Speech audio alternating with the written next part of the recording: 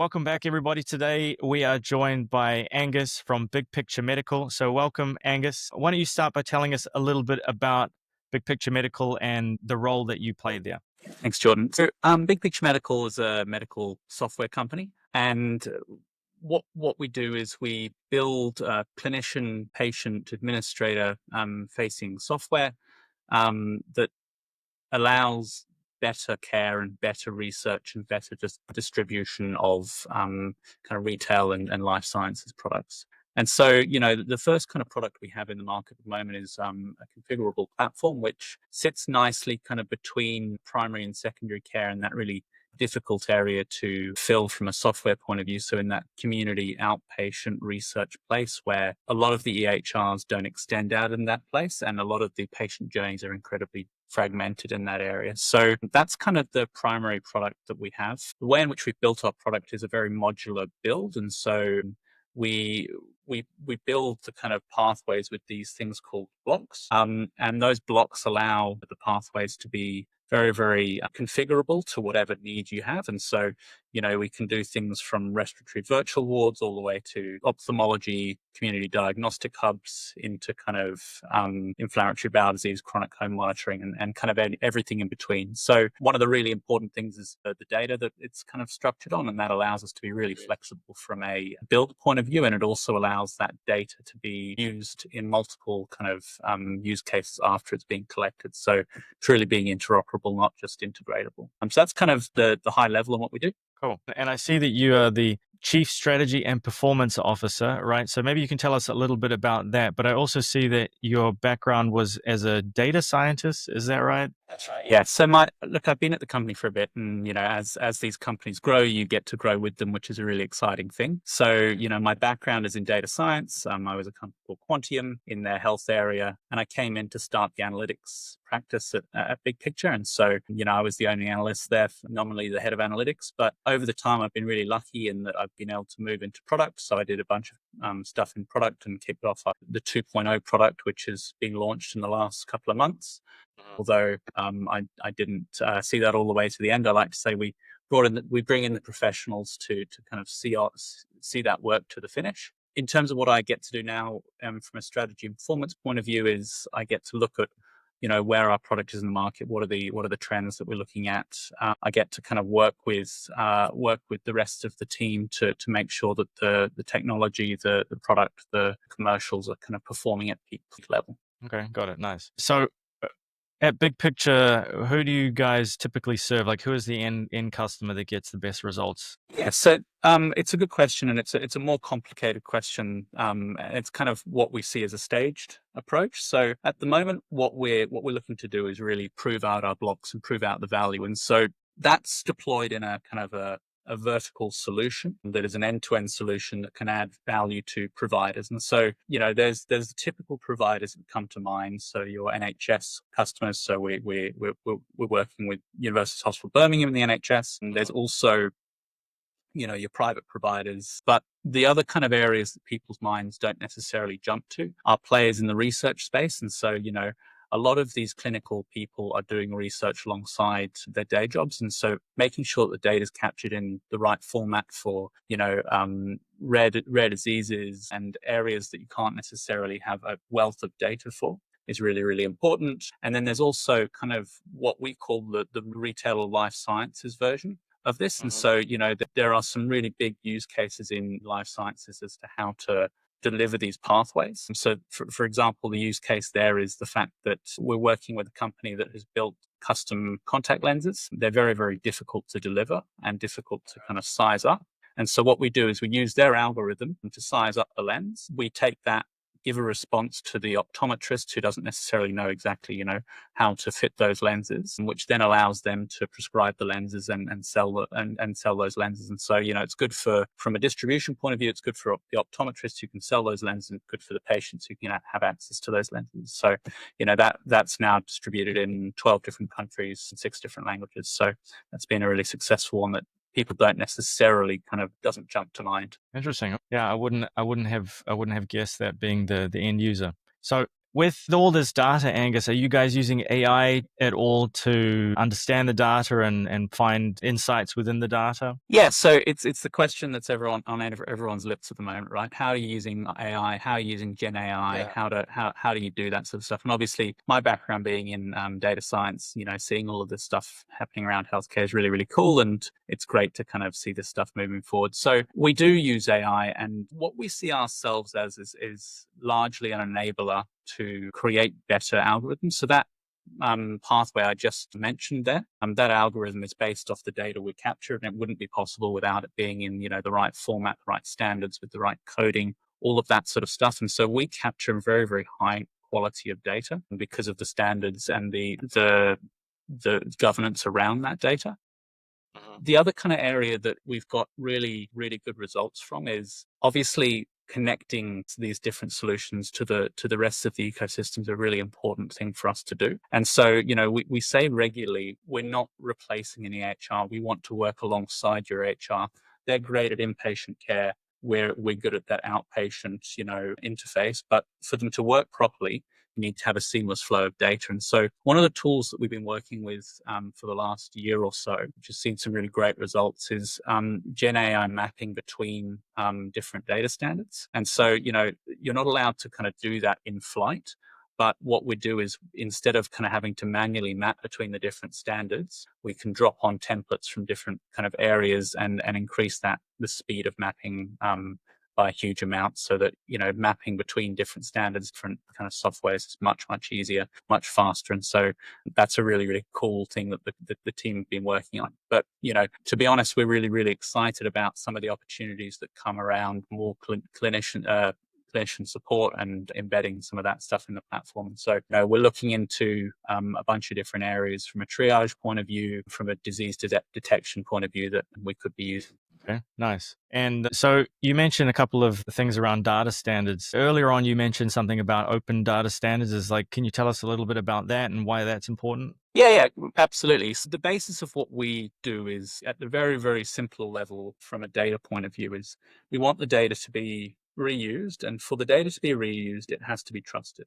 And so if the data is not reused, if the data is not trusted, clinicians, analysts, administrators, researchers won't use it, because they can't get what they want out of that data, and they won't be able to say this is what the data actually says. And so, there's four really important principles in terms of how we look at data and how we look at making it interoperable. There's the first, which is kind of integration, which is very very well known. The standards around that are becoming far more adopted. FHIR, obviously, is the main kind of player in that space, or the main standard in that space, and that's really important, so the data can be seen kind of wherever it needs to be.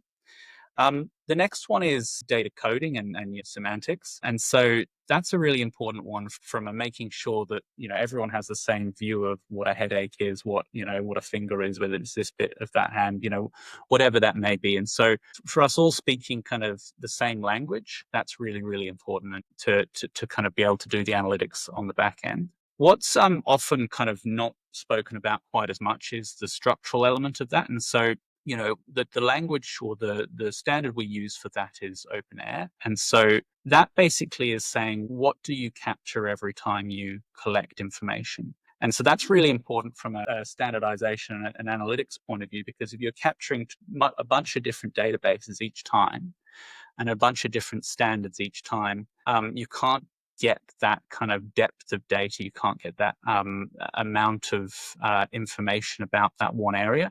And if you're capturing it in a different way each time, it means that you don't know, was this captured for this, or was it captured for that? So that's kind of the problem or the problem we use to solve from an open air point of view.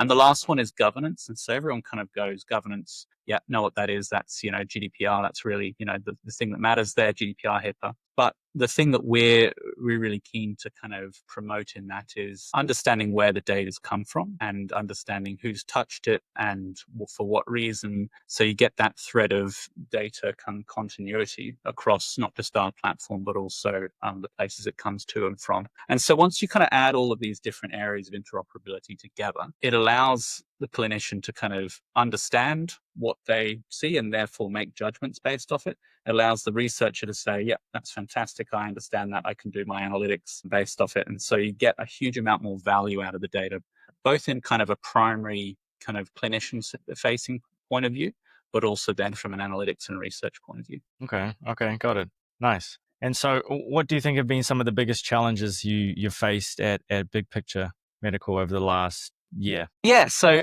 look, in startups, you have lots of different challenges, right? And I think one of the things that we have struggled to do is simplify exactly what we do into the basic value adds of exactly why you should care about the sorts of things that we're delivering. And we're quite a deep technical company in that we have, a lot of the smart stuff we do is under the covers, and in that really that data kind of level, and how we interact with the data layer. And so explaining why that is valuable and giving people an understanding of what value it gives you short and medium and long term has been one of the really kind of big challenges. And we're kind of deep in this data standard space, which a lot of people aren't. And so getting people to understand exactly why it's important, and why the need to kind of invest in those sorts of things has really been a big challenge for us. And it's great to see kind of more policy coming out about different countries kind of saying, no, this is how the data needs to be so that we can move it around and trust it more.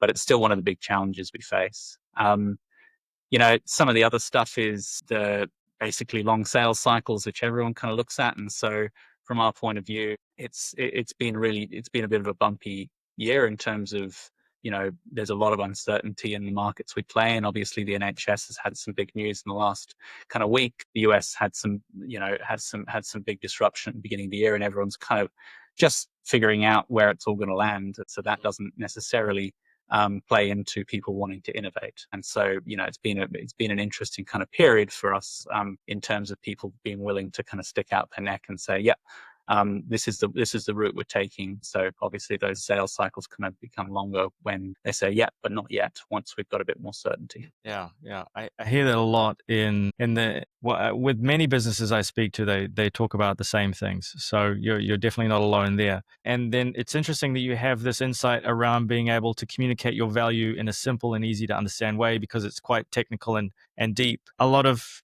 people that I speak to don't have that insight, and they just try and cram in all the jargon and all the technical stuff. So I like to say, if my 7-year-old niece can't understand it, then maybe we need to simplify it a little bit. But that's really good insight there.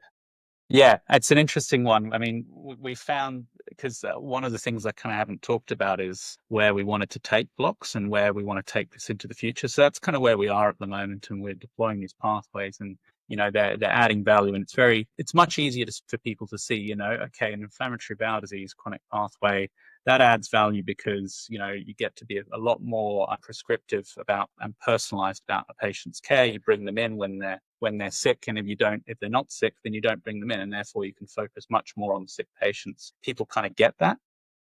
The other area that we're looking to move into is what we call blocks as a service, and so that's putting these blocks as a software development kit in the hands of other software builders. And so therefore the client or the customer would change from being a provider to being a software creator. And so one of the things we've learned is, describing, and we've taken a lot of learning from players like Stripe in other industries, and, they abstract the complexity of payments, and they say, well, security and bank transfers and integrations and all of that sort of stuff. We will take the complexity of that away and give you a nice kind of simple UI that you can configure. What we aim to do is take away the complexity of all of the data standards underneath the data collection. And so, you don't have to worry about the structural, semantics, syntactic, and governance kind of angles on all of this stuff, because we've got the software kit that allows you to not have to think about it, and that it's all there for you. And so when you want to pull up the data provenance, you can. When you want to integrate with, a different standard, you can. So that's kind of the direction we're taking, and one of the areas that we've struggled to really show the value and talk about, what is exactly that we do. And so, drawing parallels with other industries is obviously very helpful. Okay, got it. And so, Angus, you mentioned that you have these really long sales cycles. Like, how are you currently acquiring these clients? Like, what does that sales cycle look like? It's kind of multiple different ways. The first is kind of direct, and so we have a target of a bunch of different types of customers that we think will find value in what we want to do. And Mhm. we understand kind of what our value add is to our pitch. And we try and get in front of them in kind of lots of different angles, have that conversation, see if there's a mutual benefit, and kind of move forward. Then there's also the way in which we want to kind of grow going forward is to grow with partners and to basically offer a more fulsome solutions, whether that be a technology partner. A lot of the stuff that we have in our platform is not, us built. The telecommunications is Azure Communication Services. The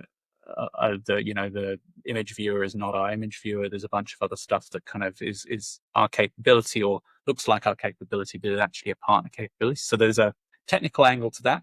Then there's also a deployment angle to that. And so, we're a technology company, and we do deployment, and we have to kind of make sure that we're able to do those deployments. But where we want to go long term, or kind of in the medium term, is getting people who really understand how to land these healthcare products and healthcare platforms, to do more of the deployment, to get more of the buy-in, and to do more of the soft stuff, so that we get better uptake. And so then it becomes a bit more of a crowd swell, or I suppose uh, our partners and us are bringing each other work, and you start to kind of get a bit more inbound from that point of view. So those are kind of the main ways in which we look to acquire customers.